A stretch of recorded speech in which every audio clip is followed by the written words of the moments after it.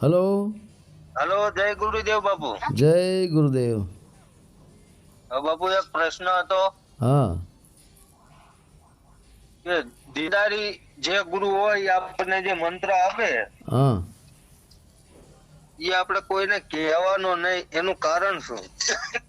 દેહધારી ગુરુ મંત્ર આપે એ કોઈને કહેવાનું નહીં, તેનું કારણ શું એમ? હા, તો ધ્યાનથી સાંભળજો. હા. પહેલાં સાંભળો એક દ્રષ્ટાંત. એક બહુ અતિ બુદ્ધિશાળી ચાતુર્ય બુદ્ધિ ધરાવતો ઢોંગી પાખંડી ગુરુ હતો. એને ઢંઢેરો પીટાયો કે મારી પાસે એક કૂવો છે, એ કૂવાની અંદર સોનું છે. એટલે બધાએ કે તો સારામાં સારું કહેવાય, કૂવાની અંદર સોનું છે અને સોનું જેને ગોતવું હોય એને છૂટ છે, આવો. પણ કૂવામાં ઉતરવાની 5,000 રૂપિયા ટિકિટ છે, બરાબર? એટલે સોનાની લાલચમાં તો 5,000ની ટિકિટ બધા લેવા માંડ્યા, બરાબર? હવે કૂવામાં એક પછી એક માણસો ઉતરવા જ માંડ્યા 5,000 રૂપિયા ભરીને. પછી કૂવામાં નીચે ઉતરે ને પછી જે ઉપર કાદવ કીચડ હોય એ ડોલું તગારા ભરીને બહાર લઈ આવે મહા મહેનતે. પછી બહાર લઈ આવે કાદવ કીચડમાં ગોતે કે આમાં હોનું નીકળશે. ઘણા બધા માણસો કહે કે ભાઈ આમાં કાંઈ હોનું નીકળતું જ નથી. હલો ઢોંગી પાખંડી ગુરુ શું કહે? ધીરે ધીરે તમે અંદર ઉતરો, ધીરે ધીરે કાદવ સાફ કરતા જાઓ, આવી જાય, હોનું નીકળશે, બરાબર? એટલે આવી રીતે એક પછી એક માણસો આવવા જ માંડ્યા, હોનાની લાલચમાં આવવા જ માંડ્યા અને આનો ધંધો હાયલો ઢોંગી પાખંડી ગુરુનો જોરદાર, બરાબર? હવે ધીરે ધીરે કૂવાની અંદર જે કીચડ કાદવ ગારો માણસો કાઢીને બહાર ફેંકવા માંડ્યા. અને બહાર કાઢી અને પછી એ ગારાને અલગ કરી વીખી ચૂથીને એમાંથી હોનું ગોતે, પણ કોઈને કાંઈ હોનું મળે નહીં, બરાબર?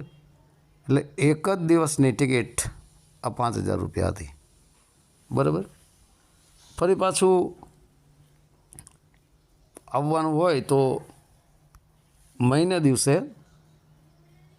2 મહિને 6 મહિને એવો નિયમ રાખ્યો, ત્યારે પાછું આવવાનું. એટલે ફરી પાછી ટિકિટ લેવાની 5,000ની. ઓલા ફરી પાછા ગોતે હોનાની લાલચમાં આવા અનેક માણસો એ હોનું ગોતવામાં લાગી ગયા. એમાં પછી લાઈન લાગી.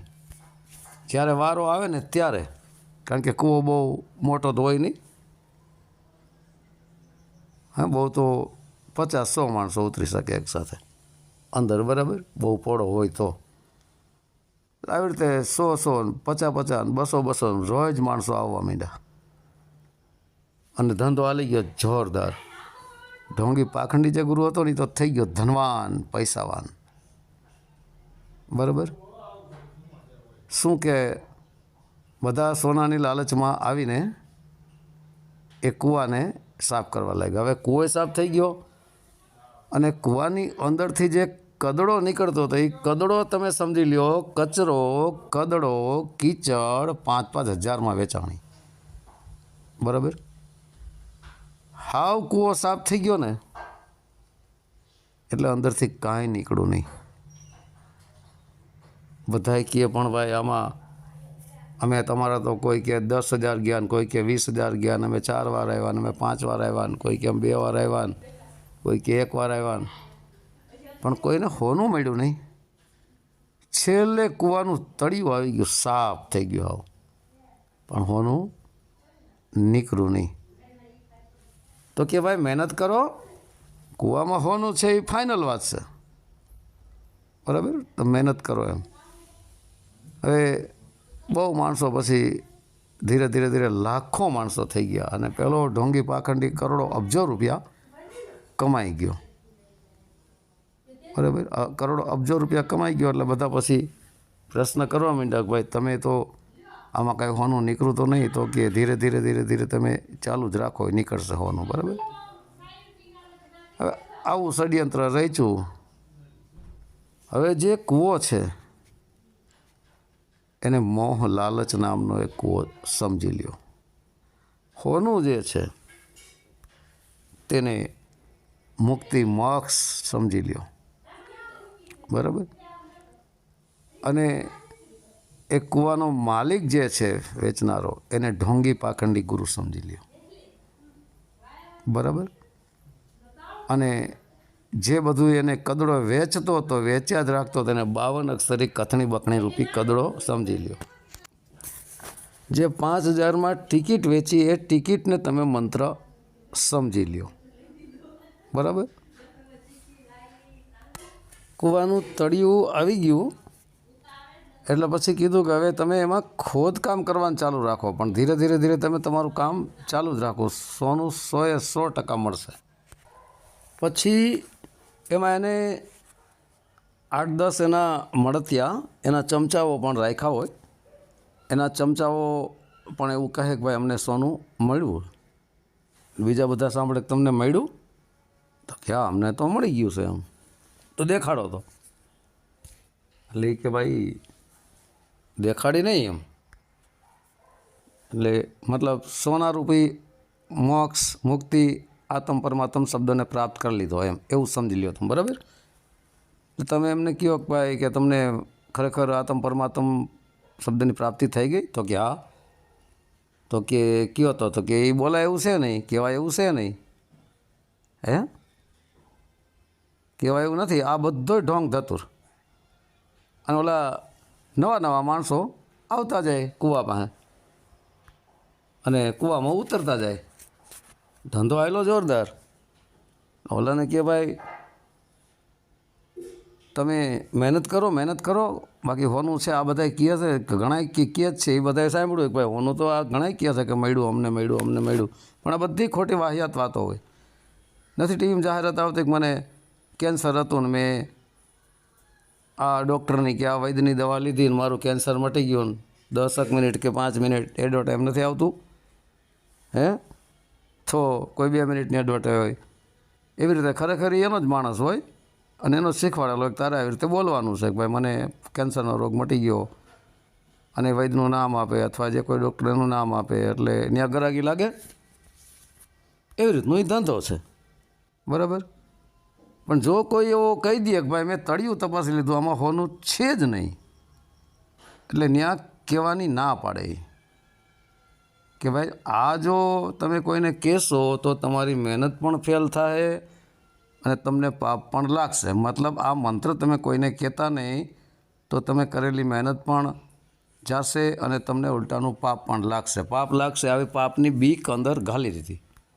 આ એક ભય પેદા કરી દીધો. એટલે ભયમાં બિચારા પહેલાં કહે નહીં, પણ ખરેખર એને ખબર નથી હોતી કે અમને એક ભય બતાવવામાં આવ્યો છે, એક બીક બતાવવામાં આવી છે. હવે તમે ખુદ વિચાર કરો કે ગુરુનો મંત્ર તરવા માટેનો હોય, મતલબ પરમાત્માનો હોય, ભગવાનનો હોય, કોઈ પણનો હોય, તો પરમાત્માનો મંત્ર, ગુરુનો મંત્ર એ કોઈને કહેવાથી પાપ લાગે? તો હું ગુરુ પણ પાપી છે કે એ સામેવાળાને પાપ આપે? શું ભગવાન પણ પાપી છે એનું નામ લેવાથી કે એનું મંત્ર કહેવાથી સામેવાળાને પાપ આપે? કોઈ દી નો આપે. કોઈ દી નો આપે. પાપ અને પુણ્ય પોતાના કર્મ ઉપર આધારિત છે. જેવું તમે કર્મ કરશો એવું ભરશો. બરાબર, પણ ગુરુ મંત્ર કોઈની પાસે કહેવાથી બિલકુલ પાપ લાગતું નથી. બરાબર, આ હું છાતી ઠોકીને કહું છું, નથી પાપ લાગતું. બરાબર, હવે ગુરુએ 2 શિષ્યોને આંબાની કેરીની ગોટલી આપી અને કીધું કે આ ગુરુ મંત્ર જ છે એવું સમજી લ્યો. બરાબર, આનો સાચો ઉપયોગ કરજો. બરાબર, હવે એમાં એક શિષ્યએ કેરીની ગોટલીને ઘરમાં ને ઘરમાં રાખી, કોઈને કીધું જ નહીં. અને એક શિષ્યએ એ કેરીની ગોટલીને વાવી પૃથ્વીમાં. 10-12 વર્ષ થયા એટલે એમાંથી આંબો થયો. આંબામાં અનેક કેરીઓ લાગી અને અનેક માણસોએ એ ફળને ચાખ્યા કેરીના. અને જેને કોઈને કીધું નહીં, ઘરમાં ને ઘરમાં રાખી મૂકી, એની ગોટલી હળી ગઈ. તો હવે એ ગોટલી હળી જાય એ સારું કે એને પૃથ્વીમાં વાવીને એમાં આંબો થયો અને અનેક માણસોને ફળ મળ્યું, એ સારું? તમે ખુદ વિચાર કરો, બરાબર, આના ઉપર. હવે જેને ધરતીમાં બીજ વાવીને આંબો પકાવ્યો અને એમાંથી અનેક માણસોને ફળ મળ્યું, બરાબર, અને એકે ઘરમાં ને ઘરમાં રાખી મૂક્યું, એને કાંઈ પ્રાપ્તિ થઈ નહીં. એમ જ કેરીની ગોટલીને તમે ગુરુમંત્ર સમજી લ્યો, બરાબર. હવે પહેલી વાત એ છે કે ગુરુ એટલે શું? ઘણી વાર હું વાત કરું છું ગુરુ, સદગુરુ ને સતગુરુ. તો ગુરુએ તમને મંત્ર આપ્યો અને કોઈને કહેવાની ના પાડી, મતલબ એક ભેદ રાખ્યો. તો એના ગુરુએ એને કીધું હશે ને કે ભાઈ તારે આ કોઈને મંત્ર નહીં આપવાનો, કોઈને કહેવાનો નહીં, બરાબર. તો એ શિષ્યોને કહે જ છે. અને અધૂરા શિષ્ય હોય એ મંત્રને બહાર પણ પાડી દે, ઓપન પણ પાડી દે. અત્યારે બધા ટોટલ પંથા પંથીઓની સંપ્રદાયોના આ મંત્રો ઓપન જ છે. પરંતુ સનાતન ધર્મ એક જ એવો છે જેમાં પહેલેથી જ મંત્ર ઓપન જ કરી દેવામાં આવે છે. બધાને તમે કહો એમ, રામ નામ મંત્ર દરેકને કહો, કોઈ પાપ નહીં. કૃષ્ણ મંત્ર દરેકને કહો, કોઈ પાપ નથી. ઓમ નમઃ શિવાય મંત્ર દરેકને કહો, કોઈ પાપ નથી. સોહમ મંત્ર દરેકને કહો, કોઈ પાપ નથી. શિવોહમ મંત્ર દરેકને કહો, કોઈ પાપ નથી. કોઈ પણ ભગવાનોના મંત્ર તમે ગમે તેને કહો, કોઈ પાપ નથી, બરાબર. પરંતુ એ મંત્ર આપનાર દેહધારી સાચા સદગુરુ જો હોય અને એને એ મંત્રને સિદ્ધ કરેલો હોય, આત્મ પરમાત્મ શબ્દને પ્રાપ્ત કરેલા હોય, અને એવા સંત જો એ મંત્ર આપે ને તો એ લાગુ પડે, અન્યથા નહીં, બરાબર. હવે ગુરુ, સદગુરુ અને સતગુરુ. તો ગુરુની પૂજા ઘણા લોકો કરતા હોય છે. જેમ કે જમણા અંગૂઠે કંકુ ચોખાનો ચાંદલો કરે, કપાળે ચાંદલો કરે, ગળામાં ફૂલનો હાર પહેરાવે, આરતી ઉતારે, પૂજા કરે, પગ ધોવે. તો બધું શેમાં આવ્યું? ફૂલ એ સવારે પ્રકૃતિમાંથી થયું, સમજી લો, ધરતી તત્વમાંથી જ પ્રગટ થયું. પાણી પણ જળ તત્વ, કંકુ ચોખા એ જળ જ, બધું જળ જ થયું. ગુરુની મૂર્તિ દેહધારી એ જળ જ થયું ને. તો દેહધારી ગુરુની મૂર્તિ જે છે 5 તત્વની, એની આરતીઓ, પૂજા, આન તેન ફુલારને કરતા હોય, તો પછી મંદિરમાં મૂર્તિ છે એની પૂજામાં આ પૂજામાં ફરક શું? બે એક જ પૂજા થઈ ને. તો ઢોંગી શું કહે છે કે ભાઈ આ મૂર્તિ ચેતન મૂર્તિ છે અને મંદિરમાં જળ મૂર્તિ છે. સરસ. તો આ ચેતન મૂર્તિની તમે પૂજા કરો છો? ચેતન છે ક્યાં? આમાં ચેતન દેખાય છે? ચેતનનો શું રંગ છે, શું રૂપ છે, શું એની રેખ છે? તો એ ચેતનની આરતી કરો ને. આ તો દેહની આરતી કરો છો. ચેતનની આરતી, ચેતન બ્રહ્મ છે, ચેતન દેખાતું નથી. તો આ થાળીનો દેખાવી પડે, એમાં દીવો હરકતો એનો દેખાવો પડે, ફૂલનો હારનો દેખાવો પડે, એ પાણીનો હોય, કંકુ ચોખા પણ એ પણ કાંઈ દેખાય નહીં ને. એટલે આ બધી દેહની પૂજા છે. અને દેહની પૂજા કરાવનાર ઢોંગી પાખંડી જે ગુરુ હોય છે તે આવા બંધનમાં શિષ્યને બાંધતા હોય છે કે તમારે આ મારો ગુરુ મંત્ર કોઈને કહેવાનો નથી. પછી ગુરુ મંત્ર હોય તો ભલે ધ્યાન ધારણા XYZ ગમે તે હોય, બરાબર, એ કોઈને કહેવાનું નથી. જો કહેશો તો તમે પાપમાં પડશો. તો એનો અર્થ શું થયો? દેહધારી ગુરુ અને દેહધારી શિષ્યનું બેયનું બંધન થઈ ગયું ને. હે, તો દેહધારી ગુરુએ તો 52 અક્ષરી મંત્ર આપ્યો હોય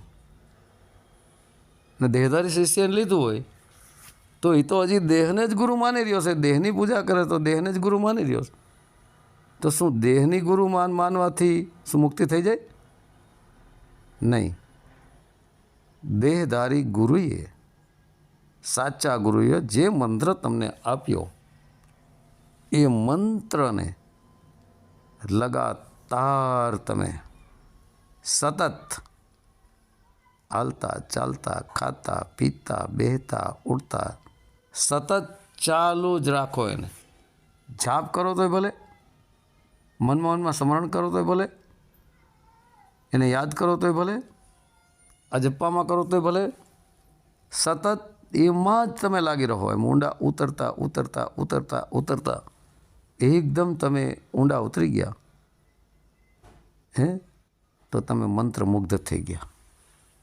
તો દેહધારી ગુરુ છૂટી ગયો. દેહધારી ગુરુએ તમને મંત્ર આપી દીધો,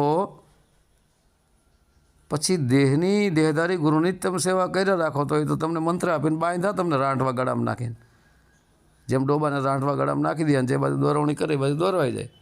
તો તમને બાંધા ને, બંધનમાં લીધા. તો સાચા ગુરુ નિર્બંધ કરે છે, તમારા બંધનોથી મુક્ત કરે છે. તો આ તમને બંધનમાં બાંધા કહેવાય ને. એક મંત્ર કોઈને કહેવો નહીં તો એક બંધન થયું.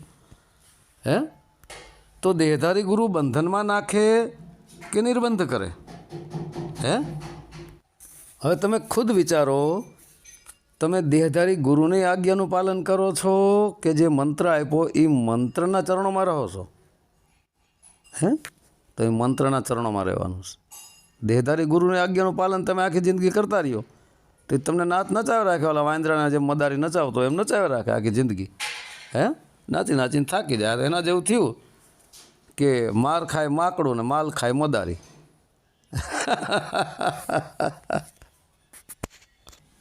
માનો કે તમને રાજકોટથી ભાવનગર જવાનો મંત્ર આપ્યો, બરાબર? બસની ટિકિટ રૂપી મંત્ર તમે સમજી લ્યો અને મંત્ર રૂપી બસમાં તમે બેસી જાઓ. તમે ભાવનગર પહોંચી ગયા, રાજકોટ છૂટી ગયું. પછી તમે કાંઈ કહેવા જેવા રહ્યા? તમે તો રાજકોટ પહોંચી ગયા.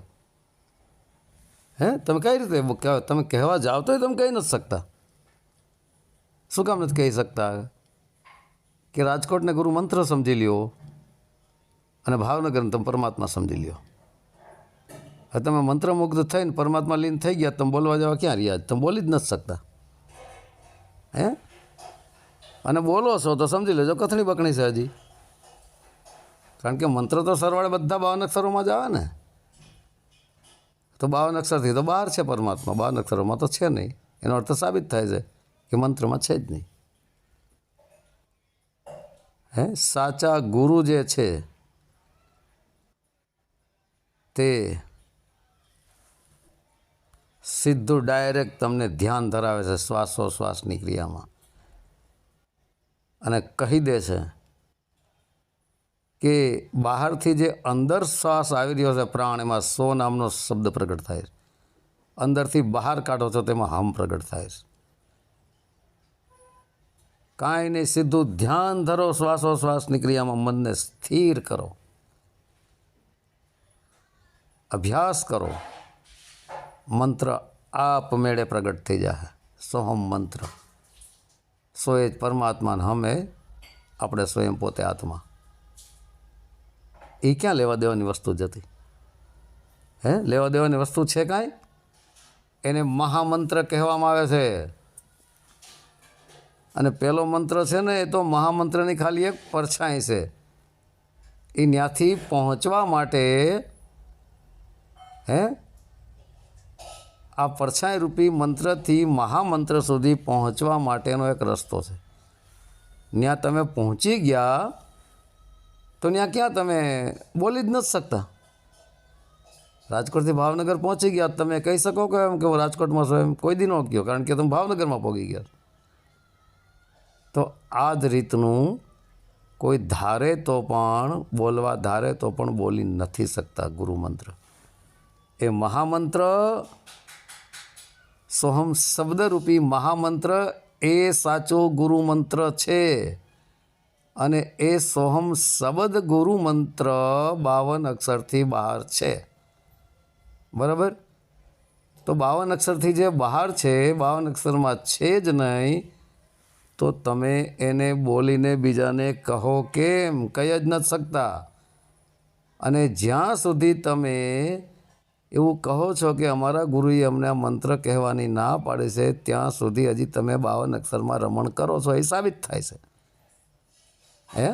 સાબિત થયું ને કે અમારા ગુરુએ અમને મના કરી છે, એટલે તમે દેહધારી ગુરુને હજી પકડી રાખ્યા છે. એ ફાઇનલ થયું, પાકું થયું. તો દેહ ગુરુ નથી. ગુરુ પરમપિતા પરમાત્મા રૂપી શબ્દ ગુરુ છે, અને સુરતા રૂપી આત્મા શિષ્ય છે. એ બોલવા, લખવા, સાંભળવામાં આવતું જ નથી. તમે એને કહો કેમ સાચા ગુરુમંત્રને? સાચો મહામંત્ર છે. એ મહામંત્ર એ જ મનથી તમે અલગ થઈ ગયા, તરી ગયા, અને મંત્ર પણ ગાયબ થઈ ગયો. મંત્ર તમારી પાસે હોય તો તમે કહી શકો ને. મંત્ર તમારી પાસે રહ્યો જ નહીં, મંત્ર તો છૂટી ગયો.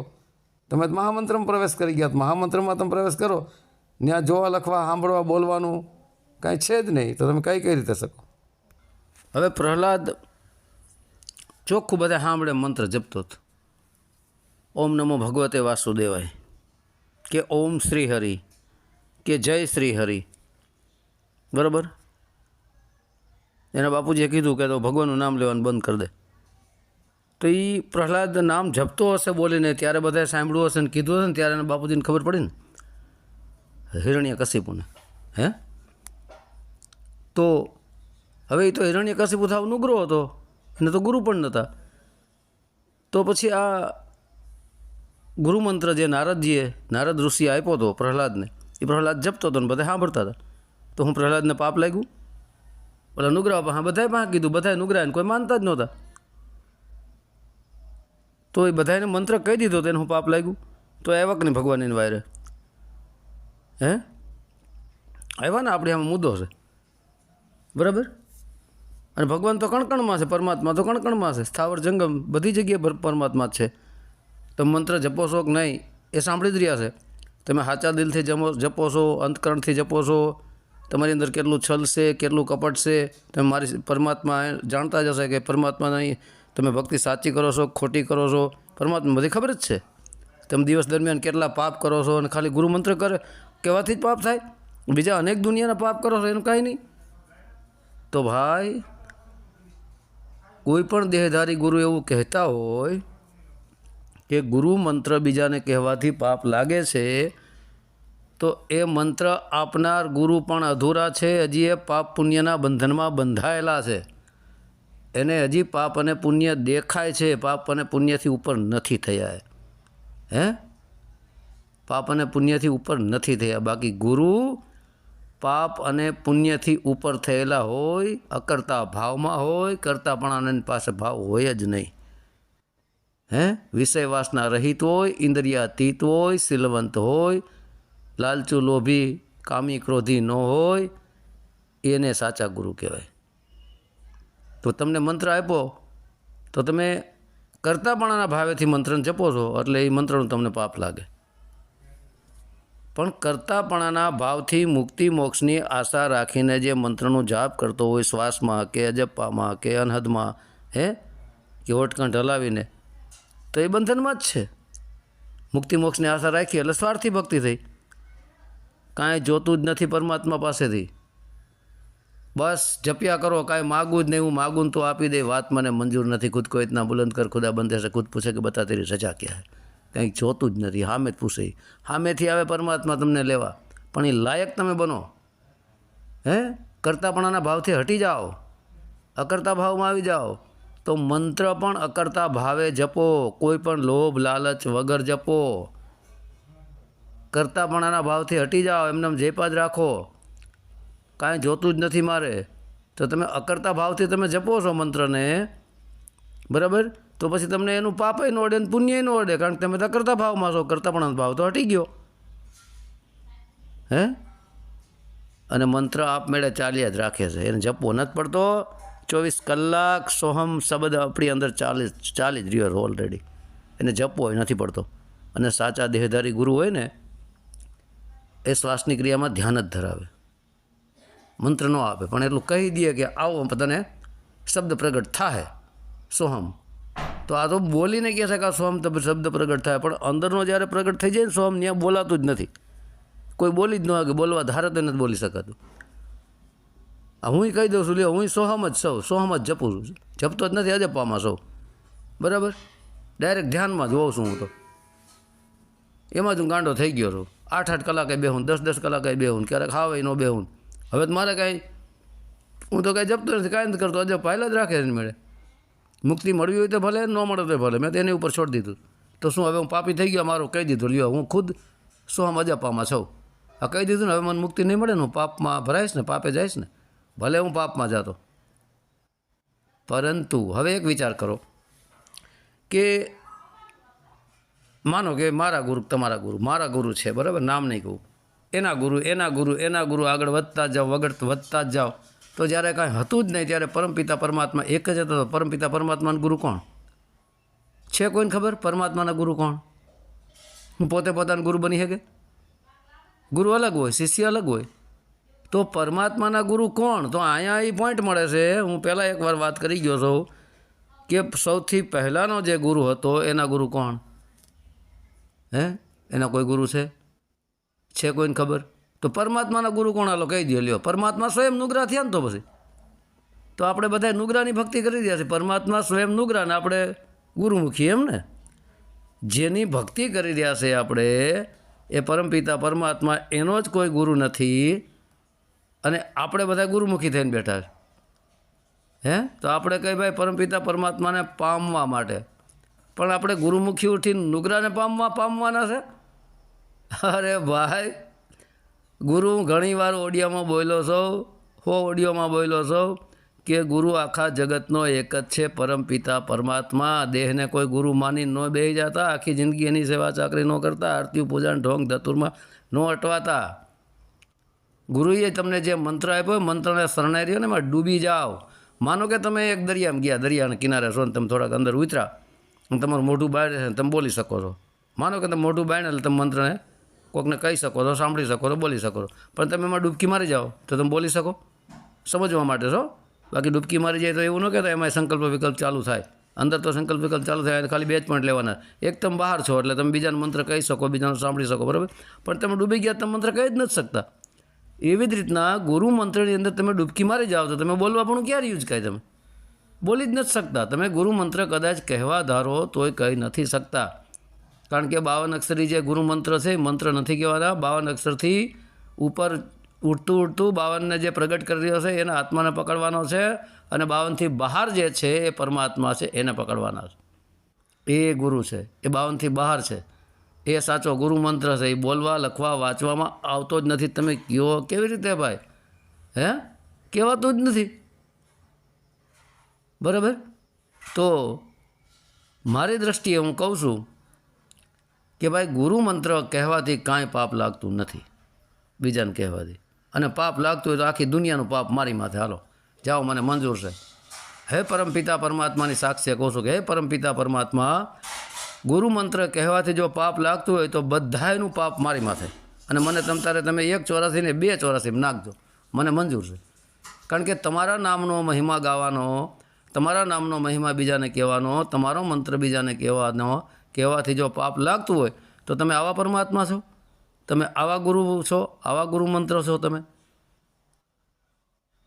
હે, શું પરમાત્મા એટલા બધા દગાબાજ છે? નહીં, પરમાત્મા પોતપોતાના કર્મ અનુસાર સજા આપે છે. સારા કર્મ કરો તો મુક્તિ પણ આપી દે છે. જિંદગીભર કરતાના ભાવમાં આવી જાવ, લ્યો તમારે કાંઈ મંત્ર નથી જપવું, સત્યના રસ્તે જ ચાલો, સત્ય ધર્મ. 1000 ઓડિયોમાં બોલો છો, 3 થી 4000 ઓડિયો ક્લિપ મૂકી દીધી, એમાં 1000 ઓડિયોમાં બોલો છો કે સત્ય જ ધર્મ. 3 વર્ષથી બોલતો આવું, સત્યનો રસ્તો પકડી લ્યો. હે તમારે કાંઈ મંત્ર જપવાની જરૂર નથી. સત્યનો માત્ર માર્ગ જ પકડી લ્યો, અને સત્યનો માર્ગ તો તમારે પકડવો જ જોઈએ. કોઈ પણ ગુરુ હોય, ગમે એવા ગુરુ હોય, પણ સત્યના માર્ગ પકડ્યા વગર તો તમે મુક્તિ મળવાની જ નથી. ગુરુ કરી લેવાથી અસત્યના જ માર્ગ હાલતા મુક્તિ મળી જાય? કોઈ દી ન મળે. હે અને નુગરો માણસ હોય અને સત્યના રસ્તે હાલતો હોય તેને મુક્તિ મળી જાય, પણ સુગ્રો હોય નકરો અસત્યના જ માર્ગે હાલતો હોય ને તેને મુક્તિ ન મળે ને, સીધો 84માં જાય. તો મિત્ર, મારો કહેવાનો અર્થ એક જ છે કે ગુરુ પરમપિતા પરમાત્મા એક જ છે, બાકી બધાય નિમિત્ત છે, એક માર્ગદર્શક છે. પરમાત્મા સુધી પહોંચવાનો રસ્તો બતાવીને હટી જાય. એ જો એને ખબર હોય તો બતાવે. ભોમિયા હશે તો ભોમ બતાવશે, નકર શું બતાવશે? એને જ ભોમની ખબર નહીં હોય. એ ભોમિયા જ નહીં હોય, તેને ભોમની જ નહીં ખબર હોય પરમાત્માના ઘરની, તો એ શું તમને રસ્તો બતાવી દે? બરાબર. બાકી પરમપિતા પરમાત્મા એક જ સત્ય છે. બરાબર. બાકી બધા આપણે એના જ બનાવેલા છીએ. એમાં કાંઈ મારું નથી, કાંઈ તારું નથી, કોઈ પાપ નથી, કોઈ પુણ્ય નથી. પરમાત્માના લેવલમાં તમે પહોંચી જાઓ ને ત્યારે હો. બાકી અહીંયા અત્યારે હાલને તકે પાપ પુણ્ય છે, જેવું કર્મ કરશો એવું ભરવું જ પડશે. પણ ગુરુ મંત્ર આપી દીધા પછી એ મંત્રને તમે પ્રાપ્ત કરી લીધો એટલે તમે અકર્તાના ભાવમાં આવી ગયા. બરાબર. અને મંત્રને પ્રાપ્ત હજી નથી કરી શક્યા ત્યાં સુધી તમે કર્તા ભાવમાં છો, અને કર્તા ભાવમાં રહેવાથી મુક્તિ કોઈ દિવસ મળે નહીં મિત્રો. બરાબર. તો હવે જય ગુરુદેવ.